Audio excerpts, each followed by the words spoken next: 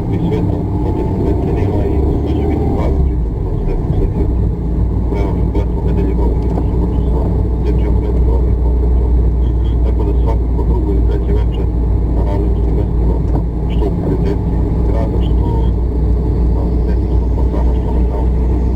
Imamo aktivnosti koje su uvertirale u našu veliku znanstvenu međunarodnu susret Bora i preko 10 zemalja od Beograda, svih evropskih zemalja, i to će biti spravo na mogućem što su I nadam se da neće proći pola godine, da se ne uključimo ili ne budete gost Studija B. Radi se u Brenovcu i građani uvek postavljaju pitanje za Brenovac, tako da ćemo se čuti, makar jednom u mesec i po dana. uvek. Hvala. Bio sam Čučković, predsjednik opštine Obrenovac. Nadam se da ste zadovoljni pre svega sa odgovorima, a i sa onim što se radi na opštini Obrenovac. Sad pogledamo najnovije vremenske podatke, da ih imam pred svojim sekundu.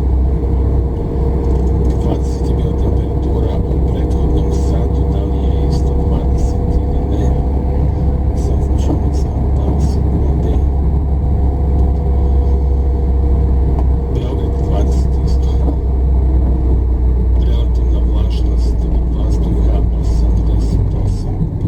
za procenat viša. Pritisak u Beogradu 998 milibara i duva. Zapadni vetar. Svi znamo od ove godine svakog 20. jula na enciklopedije za mlade istraživače